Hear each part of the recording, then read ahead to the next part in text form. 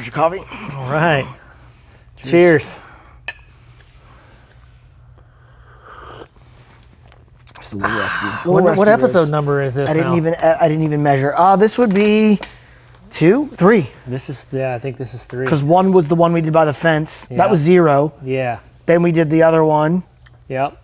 And then we did the one under the gazebo. That's right.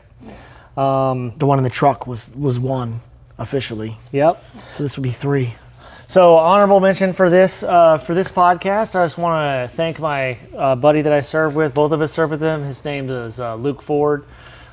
He's been hassling me in the content section of my other content, being like, "Where's the podcast?" That's right, because he submitted this like a month ago. Yeah. I mean, the springtime is always like a ridiculously busy time for me, and I mean, you've been going through a ridiculously busy season, which is where we are right now, which is at the new coffee roastery. You want to tell us about what's going on since? So we're in Town Center Coffee Roastery, which is right down the street from Town Center, Virginia Beach.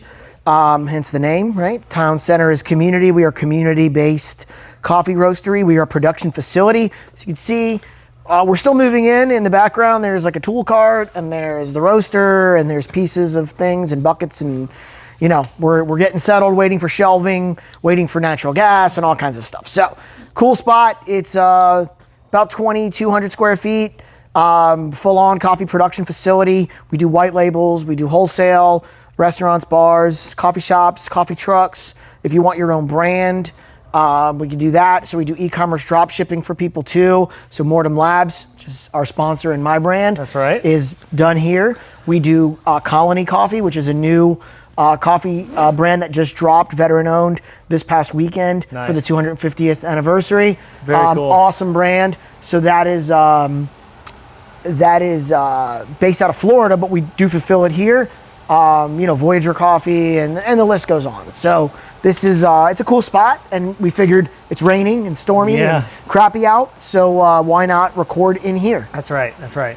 Luke Ford came up with the idea that maybe people that would want, and we talked about it, sending in videos from home, right, with your ideas or your hacks. Yeah. And then right after that, he contacted me about his hack with the Toyotas. Yeah.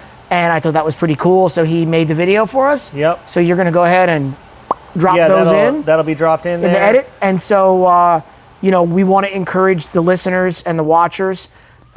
If you want to do the same, we would love to have your content as part of our content. I think I'm triggered. You just said watcher. I just watched a weird thing about Book of Enoch last time. Oh, did you? It's all about those watchers. Oh, the watchers, yeah. So submit your stuff to us, and we'll get it in the cast. So, you've been busy, man. Yeah, I've been super busy. Again, sorry to the listeners that and the watchers and the watchers. The watchers and the watchers that are watching the watchers.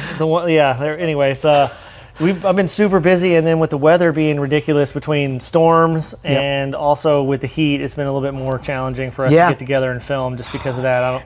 I know you guys would like to see us if we could just melt on camera, but I know we're probably not going to do that. No, and it's and we have not been overlanding and out, because you have been pretty much living out of your van on the road. I've been very busy in and music out. festivals. So we did two separate music festivals, like multi-day festivals in West Virginia. One's like all the way on the Ohio River next to the which is where I just got back from, and you did Jackalope too, right? Yeah. Yes, and Jackalope locally. Yeah, which is big. That's not local. Jackalope's big. So extreme just sports, so happened that skate, that one is surf, here. That one is here in Virginia Beach. So, and I have a shoulder bag review prepared. I'm probably just going to make that into like a post that'll go up on the YouTube channel, just with the scores and stuff like that. But it's because it's a minor gear hack. As a camera guy, I'm always carrying like a bunch of extra stuff with me, and it's between like the Patagonia and then an REI one. But since I had that prepared and we got weathered out, that was like 3 weeks ago. I've been out and about a bunch. I got a canvas tent that I bought. It's like a yurt. I got it off of Marketplace last year for like a steal. That's the one that I saw, the big teepee one, right? That's right. Yeah. They were like, it's a great tent. It was like $100. Oh. And then like it so happened that because I follow through on my Marketplace, so I have like all the stars.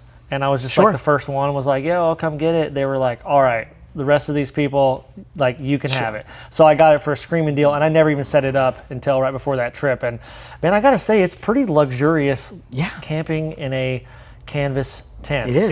It was a completely big. different. It's like a circus tent. It's a little smaller than my Cabela's teepee tent, which is 12 by 12. So I would say this is on par with like a 6 to 8 man. I was gonna say that was equivalent. like a 10 by 10, basically, right? Kind of similar. It might be 10. It might be 10 by diameter, but because since it's a circle, like when you start putting square shit in there, of course, like, you lose footage. But it was really cool being in a structure that you could like feel it breathe. Yeah, it was really cool. That's neat. So that was super cool, and we got rained on almost the whole, like on and off almost the whole time. Like not like continuous rain, but we had rain an average of 2 times per day when we were up on the Ohio River, and we stayed bone dry in that. And my REI Wonderland 6 tent was the other tent, and the FSR. Yeah, the FSR I took tent the FSR tent, and I'm kind of regretting not using that as a dedicated outdoor kitchen. But honestly, what I would really like to see is something that's like the FSR design, but has some more aggressive venting options in the top. Yeah. Because I love the structure of the tent and how easy it is, and we basically just use it like gear and overflow. Just so people know, that's the original FSR hub tent, which is kind of like an ice fishing tent. Similar design. Yeah. And removable floor, and it's got the ice stakes and, but very little window, very little venting. It has those little triangle vents. Right. The new FSR hub tents, which is the ones that I have the 2.0 and then the newest one, the big 8-sided one or whatever. It's like the 8-person or whatever. It's gigantic. That one, which you saw at Christmas, has the roll-up sides and everything, and the vent and the chimney and all that stuff. So, I think it would be so cool. Even there might already be a way we can adapt my idea to an existing design. Sure. But like, I want like a little battery-powered fan that I can put in the top of it, like an exhaust fan. Sure. Because Marcus and I were cracking up when we were in Vermont. All right, here is a little footage of what's going on with my overlanding camp setup. I was just thinking about maybe throwing this in for some field cheddar content, but this is how I cook if I want to set my kitchen up.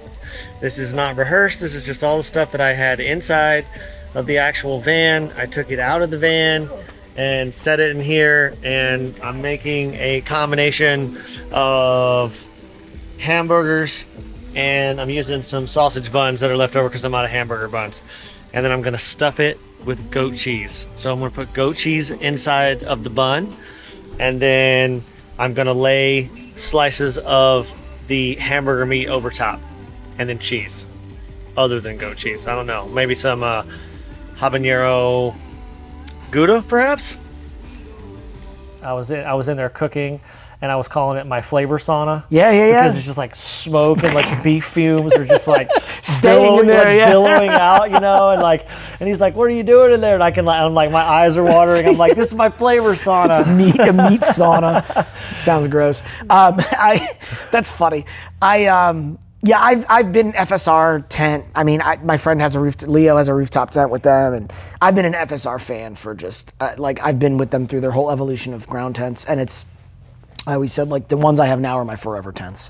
And I just bought the Car Connect that goes from the back of my van to the tent, which actually I should be getting any day. So how does that work? What is that? So it's basically like an annex so the back of my Toyota, the Hiace, the tailgate goes straight up. Yeah, so it kind of has it already kind of has like a roof, a structure. Right. And so this tent goes over to it and basically clicks to the back of my van, and then becomes like an annex room that zips to the front of the tent. That's so sick. Then you enter that from the side. So instead of coming through the tent from the front, you'd come in through the side, and you have that little, almost like a mud room. So I put my mat down. And it would be the side of the tent, but the back of the van.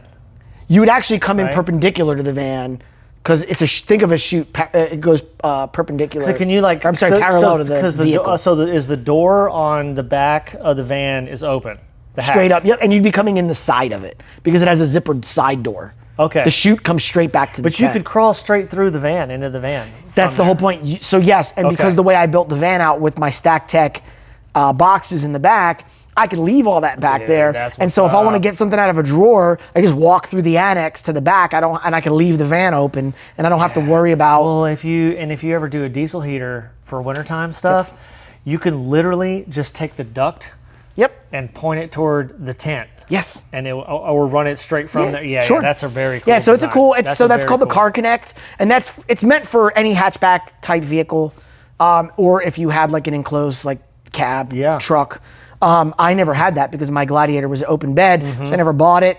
Then they discontinued it. Well, they didn't discontinue it, but it was like out of stock. Then they took it off the website. And then when I got the High Ace, I saw that it was back in stock, and I was like, "Oh, the Car Connect! I need this thing." Yeah. So of course, it was like at a pre-order. So I'm waiting. They said it ships mid-July, so I should, which is now, I should have it soon.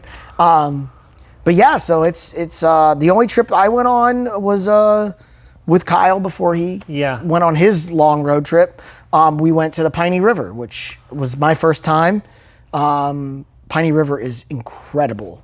I really like the Piney George River. Washington National Forest. I know some spots. I mean, I think that we've been to some of the same Probably. spots there because when I first got to MSRT and I was like, I want to go camping. That's where I went. Yep. That's the first. It's got the dispersed camping along the road. It's off road. It's off road, but it's if you use I use that open. What is it? Yeah, I could go. I'm pretty sure I could get most of the places that I wanted to go. Would want to go in my van. Like I'm not going to drive it across any deep creeks.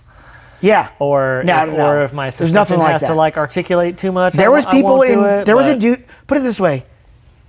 If you drive that road all the way to the top, it takes you to a parking area for the AT, for the Appalachian Trail. Yes. And so then you can hike up to, what was the name of it? Coal Mountain? Coal Mountain. That sounds right to me. Yep. Because it's that big off-road trail that's back there, right? Yes. That's like, it brings people from all And over. there is off-road trails that go off of it that are higher. Oh, and Potts Mountain too, right? That's near there, yeah. Okay, because like where I'm talking about, that's where, yeah. Okay. And so you can go, so I use that I think it's OnX off-road. I use OnX backcountry for split boarding. And I use that, and part of the reason I use that is once you hit where the state road ends, you have no signal. Yeah. And so if you're using Google Maps, and so what happened, right? Because if you've camped with Kyle, sometimes Kyle will just give you GPS coordinates and he's like, I'll meet you there, right? And then that's it. There's no follow-on information. Get to the rendezvous point. So he gave me Latin long, but here's the problem. He gave me the wrong Latin long. So when you do Google Maps, even when you run out of signal, your Google Map will run till you hit your point. Right. Even if you're off signal. But once you hit that point, nothing else is saved. Yeah. So what happened is the point he gave me was the wrong waypoint. He looked at the wrong waypoint. Oh, no. He was like 15 minutes past that waypoint. So when I get to the waypoint, it's an empty dispersed campsite. Yeah. And so I pull up in my van and I'm like, okay, I don't see Kyle. And so then I looked at the picture that he sent me and it looked like the river was on the left-hand side of his truck. And so I was like, the river was on the right. So I'm like, okay, something isn't right? So I was like, I'm gonna drive forward. So when I drive forward, a couple miles, there was a bridge that went over the river. So then the river switched back to the other side. Sweet. So I'm like, okay, so he has to be ahead, right? It's like deductive reasoning. And so like I went and then I saw like a guy coming down in like a 4Runner and I was like, hey, have you seen a Dodge Power Wagon with a dude with a doodle and all that? And he's like, no. And I was like, okay, he's gotta be up this way. So after about, I would say another 15 minutes of driving, I did find Kyle. And then it was a pretty gnarly like rock embankment to get down. And so I did it in the van and I was a little nervous because like the van's top heavy, so I was like, I was leaning a couple times where I'm like, I got to get a little lean angle bubble meter on my van, right? So I made it down. The ones in Japan come with those in already. Mine's from Japan, it doesn't have that. Well, I mean, I had like a couple crappy ones. I had like an old Nissan like 4-wheel drive van that I drove for like 6 months. It's got the little bubble thing. Yeah. I got it for like $800. Yeah. From like an old Japanese guy, and it came with it. So I made it to the river. I will tell you, is unbelievable. It was supposed to be June. It was beginning of June. It was freezing. It got down to like 40 degrees at night, right? It was like we hadn't hit the heat waves yet. And I did not bring, nor did he bring anything like cold weather related, right? I didn't bring the propane heater. I didn't bring anything. But what I will say is one thing I did bring was this little guy that's next to us. Nice little soft bioluminescence over here, right? Yeah. Little fireplace. And I did bring the Julka hot tap, hot water heater with the big propane tank. I will tell you, the river had to be like 20 something degrees. It was so cold. Yeah. I mean, it took your breath away. Yeah. We did cold plunges twice a day, Nice, morning dude. and night, right? Love But it. it was so cool because we'd get up, we'd have our coffee, we'd stretch, and I'd be like, you ready? Yep. Get our swim trunks on, bolt right into the river, dude. Like, stand on a rock, fall into a swimming hole, immediately like you can't even scream. You're like, like you squeak. And it's like so cool. And then you get out and you're like, ah, and then you run. And I had the Julka running and I took the pickup from the shower and threw it in the river. So we were just pulling hot, like instant on demand, 100 Dude, that's the way degree. to do We it. had it set at 100 degrees, water coming out of the river, hanging on the side of a tree. Dude, it was clutch. So we'd go cold plunge, hot shower. It felt so amazing. Yeah, I imagine. So anyway, that was super cool. If I have some pictures, I'll send them to you. I think I have pictures of the setup. You can throw them in. Cool. But we're gonna do a review on the Julka hot tap, and I'll set it up. For one of the next videos. That thing is 100% next level overlanding. You know, it's crazy. But I brought this little guy, and this little guy is amazing. And this is what we're gonna talk about today. Yeah, that thing is super cool. You showed it to me at your house, and even before that, when you text me, I've been like in awe of this thing. It's crazy because it almost looks see it fake. sitting on the counter of my van in the wintertime. It almost looks fake, right? Like the way that the flame is. Yeah. Because it doesn't move, because it doesn't flicker. But the company that makes this is called Winds, and they're from overseas. I found them by my kettle. I have a Winds. It's this. I was looking for a kettle that was small for my portable high-end camping kit. And if you've ever seen the videos of like people in Japan that make these like really intricate mobile cafes where they open the box and it's all quiet, right? And they put the wood mat out and they pull the thing, and they usually use something like this. And they put the kettle on top of it, right? And I was like, I'm gonna build one of those kits, right? And I did, and you've seen it, the green Stanley box with the bamboo. It was a fortune to build that kit, by the way. Absolutely. Not even counting this. This wasn't even part of that kit. It was a fortune. I tell people like, build me that, and then I tell them what it costs, and they're like, don't build me that, right? So, but I'm a coffee professional, so for me, like I use that kit for like videos and stuff. Yeah, and then if you get to the end of the year and you need a tax write-off. 100%. That's coffee gear. You know, that's part of my work equipment, right? Exactly. That's so professional. Winds was the company that made the small. I was looking for a small kettle that would hold like 6 ounces. Yeah. I forgot what size it is. Tiny little guy, and that was the company. So when I Googled them, this came up, and I remember seeing this in people's videos, and I was like, man, I would love one of those lanterns. And so we talked about it in the other episode, and I literally that night I'm like, screw it. I just pulled the trigger and I bought it. First of all, it gives off. Like you can't hold your hand there. Like no, that is a lot of hot. heat. Yeah. So you can cook. So you can see in the video there is a rack up on top, and you could put a pot on there. And so like if you wanted to heat your coffee up, you could put your coffee there, and you could heat your coffee up. You could cook on a frying pan, which is cool. This is like, I cannot wait. It gives off light. To get one of these and use it for winter recreation this year, because I'm not saying it will heat your whole tent, but it gives off more heat than you would think. And a full tank of lamp oil, which it holds about, I want to say it's 7 ounces or 8 ounces of lamp oil. And I bought one of the big jugs of it, like the 2 liters or whatever. That'll last you almost 8 hours. I mean, that's insane. That's so good. And the fact that it's completely no electricity is needed to run it. No at lamp all, oil, which is like fantastic. Because I mean, even though I like the diesel heater, but you need power for that. Sure. And my propane one, you need propane. Or propane, and for the and also like I've done the little buddies or Mr. Buddies or whatever. Yeah. But like those, the size and the veracity of the flame that comes off of there, insane.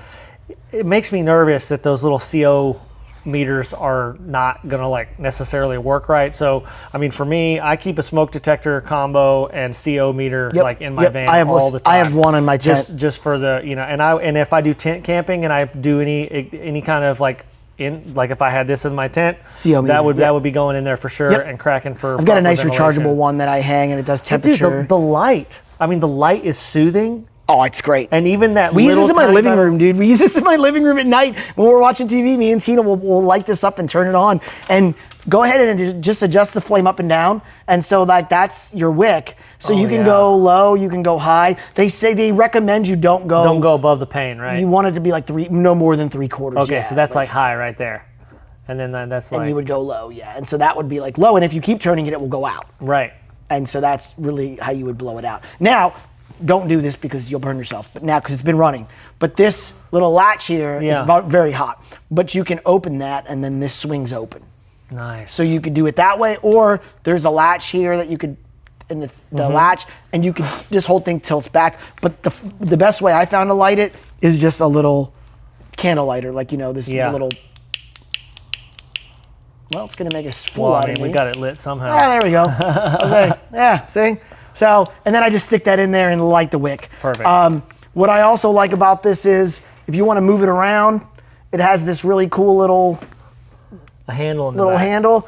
And that is not, it's warm to the touch, but it's not hot. That's so cool. You can hold this, and so you can use this for light. So like if you had to, like, what was if you're back Ebenezer Scrooge, right, like, if you're back in the 1800s and you need to go check the well, you can use this to go out and be like, what's going on out there? I'm totally gonna do that, because when I'm like basically being a lot lizard, like when I'm snowboarding and I'm gonna, like, people are out doing something, I'm gonna stumble over there with that in my so you got your little thumb control there for it, which is nice, and you can feel it. I mean, it's warm, but it's not hot. No, that's nice, man. Yeah, that's it's so warm, good. and then you just use this to break. This is your fuel tank, and so it's so small. It takes up such a small footprint on the countertop, which is really, like a lot of outdoor gear things, even like Overland stuff. I get it that you want to have a good center of gravity, keep from knocking it over.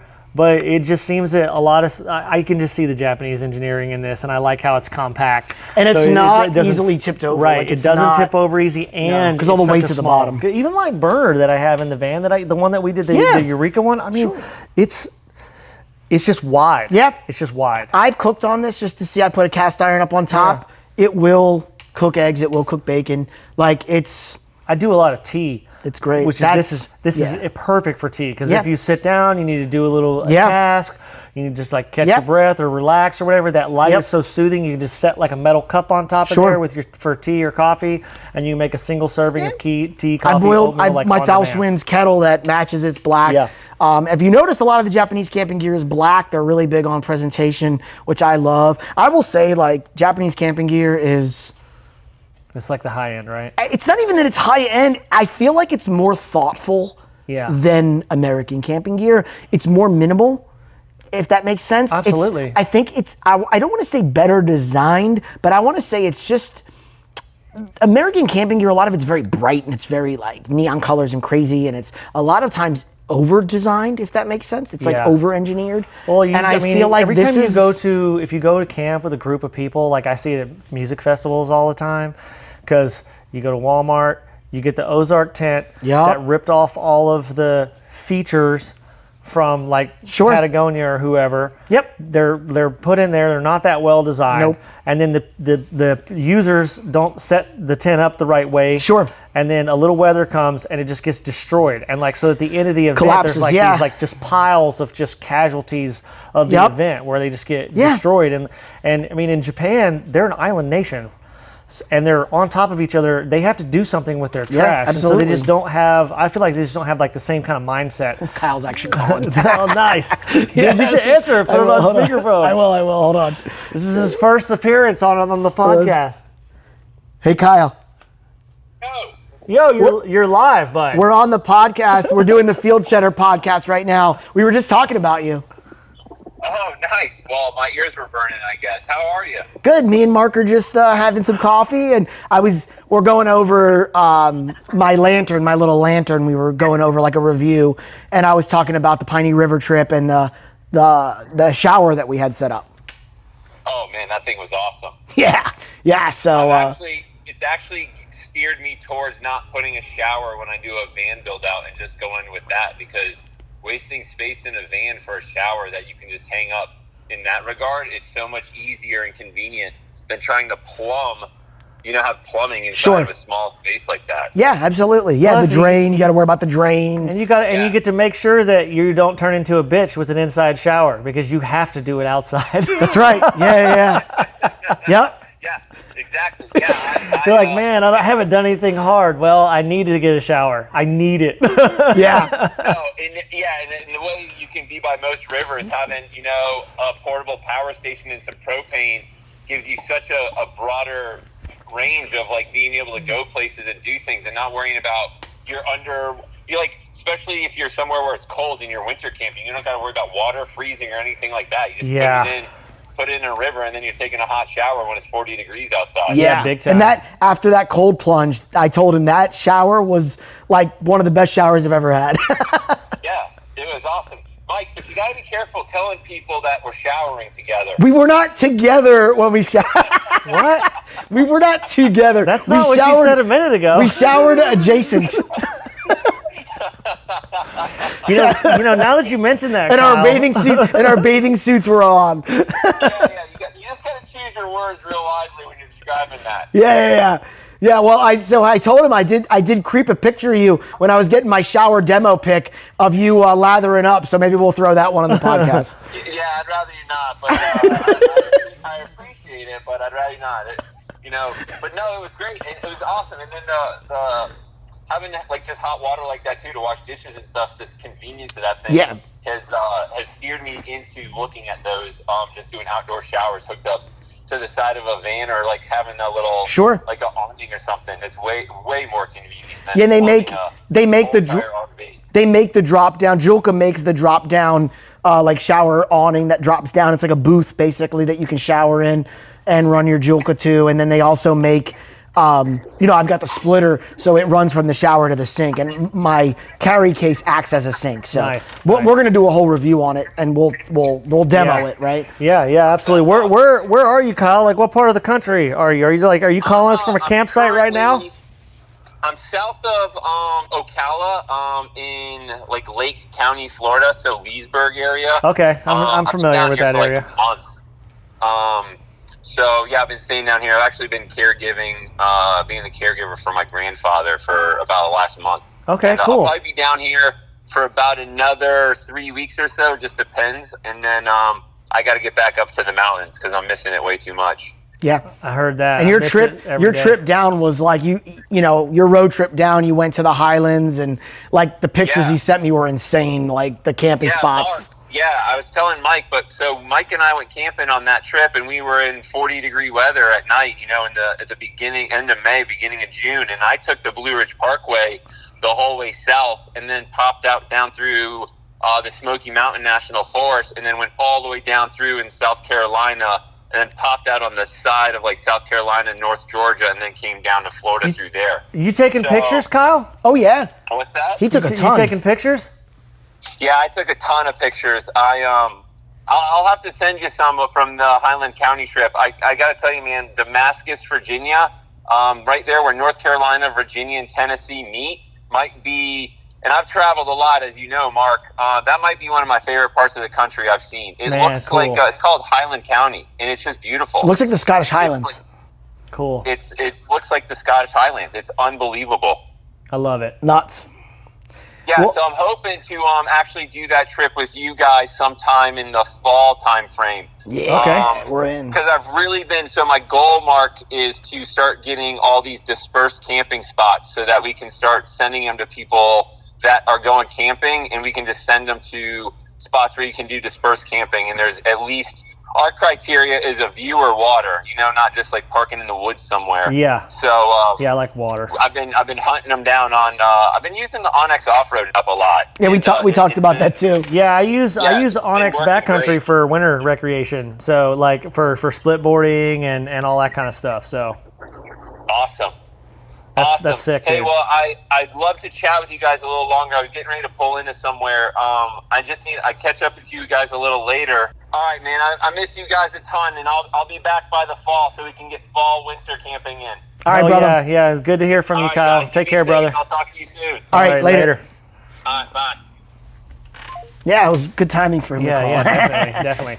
Well, we'll go ahead and I'll put Luke's his stuff. I'm gonna edit that. I'll put it in the video at the end of the video, and then you're going camping again this weekend. I'm going back to Piney River this weekend. Yeah, so I'm bringing and again, this is going to be another episode, right? But I finished my Stack Tech box setup in the back. So instead of doing like, Overland drawers and all that stuff, and I've seen people do all kinds of different things, and honestly, it was more expensive to buy the high-rated weight slides. Those slides are expensive. Oh yeah, they're super expensive. And I was like, it's cheaper to just get a Stack Tech system, which includes the cooler, right? It's got the drawers for all my tools and all my tie downs and all my cooking accoutrement, and it's got the cooler built in. It's got the cutting board built. Like, wait till you see this setup, and it's just there, and I can modulate how I want it, what order. I can pull out pieces of it. Yeah. It locks together. And just to show you, this was an accidental test, but we went to see Ari in Williamsburg at her bodybuilding competition, and Summer needed a Band-Aid because she had a blister. So I went to the back, and I keep my med kit, of course. I keep everything in it. So that's another nice thing. When I take the van now, all I got to do is put I bought the 2 5-pound propane tanks. I throw those in the back. I throw the fire disc in the back and the tent on top, and we're good. Yeah. Like, all of my camping stuff is now in the van permanently. That's in this Stack Tech awesome, system. dude. And so I said, well, I got a Band-Aid. So I went in the back. I pulled the tailgate open. Then, kid, right? So I got to get her, blah, blah, blah, blah, blah. So get her set in the back of the van and everything. We took off. And I left the tailgate open of the High Ace, right? And that Stack Tech system, and I think I was normal accelerating, turning, out of the hotel onto the main road. Somebody's beeping, and I look over, and the guy's like waving at me, and he's like pointing, and I look, and then like in the rearview mirror, I could see because yeah, I'm like, oh, I didn't even notice that the whole tailgate was up. Yeah. So I stopped, and even Tina was like, I can't believe that nothing didn't fall out, didn't tip over, didn't move. Yeah. It's such a solid system. So we'll go over that, but that's, we're going to basically take that out there this week to Piney River, spend the weekend on the river again. Going to try a different spot this time. If you guys want to do any shooting while you're up there, we will. I think that might actually be something that might offer a little bit more like potential value to the viewers and everything. We'll do some video. I'm going to give you pictures for this episode, okay, so that you can insert them now. Perfect. And you can put in pictures that I took of the waterfall, the swimming hole that we were at, the river. Like, it's just beautiful. Yeah. It looks like, just drive. My thing is like driving, he's talking about a view, right? You're driving down the road and you got random waterfalls next to you. So the windows are down and you just hear psh, and you hear the river going over the rocks, and it's just like, you can't beat that, man. That's right. like, to me, I'm like, you almost don't feel like you're in Virginia anymore. That's so cool. I loved it. So we'll be there this weekend, so I'll get you some content, and it'll be great. Yeah, well, I should start doing that more. I was thinking about doing it when I was out, but I've been so busy. I've been trying to break into the media, like the event media scene, which I think is going really well. I got featured on a couple of the official pages for the festivals, and then I just got added to the media team for 4848, and I just got added to the media team for Dome Fest, which is another one at ACE in August. So you're nonstop, man, nonstop. It's crazy. I love it. That's the only way I know how to be. And the cool thing is, you get to basically Overland as part of that. So like, you're not that's just by design. Yeah, you're not driving to work and then park. You're literally living in your van and you're shooting. And like for me, obviously, I have to go camping to use my stuff. So far I haven't figured out any Overland coffee trips yet, but we'll work on that. That's coming. I know it's going to be there. We're getting there. We're getting there. But yeah, man. So I'm excited to do that. So we'll get some content, and you'll get stuff from your festivals coming up, and we'll put a link. I'll give you the link for this. Yeah. I got it on Amazon. I think it'll just be pretty beneficial for people just to see kind of a show and tell, because it's like that's the purpose of this podcast, sort of. Yeah. Because we do this so often, and it's such a big part of like what we do, and so like those little life lessons about like set this here, or like don't use the floor in these conditions, do use it in these conditions, or whatever. Like I'm gonna add a area rug to that yurt. I'm just gonna take it to the next luxury level, because the bottom is like urethane, kind of like a pool liner. It's so thick. I remember when you put it down. Yeah. So like, it doesn't smell the greatest. Sure. When you unpack the tent, it's like I'm at a pool store. Yeah. But it's so thick. Like when you're stepping on it, you don't. Like I know that nylon's tensile strength is ridiculous, but I still just can't. Like in my mind, I still like when I step on a tent floor with like barefoot or on socks. If there's like a pine cone or something in there, in my mind, I'm like, this is going straight through the bottom of my tent. Yep. You know, even if it doesn't. So it was really nice having such a heavy duty barrier like that. So I think we're gonna work on doing that. And I gotta get another. You know, I use the camping mats like you get at Walmart for the RVs. I use those as my tent floor because I have a tent floor, like all the FSRs come with them, but I just never bring them. Right. And I like those rollout mats, but my last one got sprayed by the skunk. Oh no. When we got hit by the skunk. Yeah, and so I could not get the smell out of it. I tried everything, so I just ditched it in the dumpster and I had to buy new ones. So but yeah, this is great, man. I would like to recommend this to anybody. Like even it's been sitting here now for like an hour and I can still grab that thumb handle and it's not burning me. And I dig it, man. Like, you know, you could go high, low, and then to get it out, we'll just put it out real quick. You just literally let it snuff itself out. It's one and of the coolest if you don't let it sit out and you lift it, look, it comes back. Yeah, and so you can do this and just wait and go, and then now it's out. No. See, so now there's the there's the physical. And just wick. So what's cool about that, the wick, just so you know, the wick itself is about 4 inches. So you have plenty of wick. And they give you an extra wick on top of that. Man, and then you can order them on Amazon very easy. And they're super easy to change. It's just rollers. I'm going to reach out to these guys and be like, yo, send me one of these things. I'm digging it, man. I will tell you, it's just the coolest piece of gear. And not just because it looks unique and it's obviously a conversation piece, but the amount of heat that it gives off, the amount of light that it gives off, the ability to cook on it in that size package for a liter of lamp oil that you can bring with you, and that will last you the whole weekend. I know. I mean, you could almost get a week out of a bottle of lamp oil. Filling it is a challenge, right? Getting it into that little. Well, you probably gotta use like a. It comes with a little same funnel, like the ones that like I cook on white gas a lot, like the Coleman stove that I have. It comes with a little. I got the 3-burner. I brought the 3-burner one to back home in West Virginia, and I just picked up a Lodge. Like it's perfect. It's the perfect, completely square without the handle. Griddle size for that. So we did that, and that was great.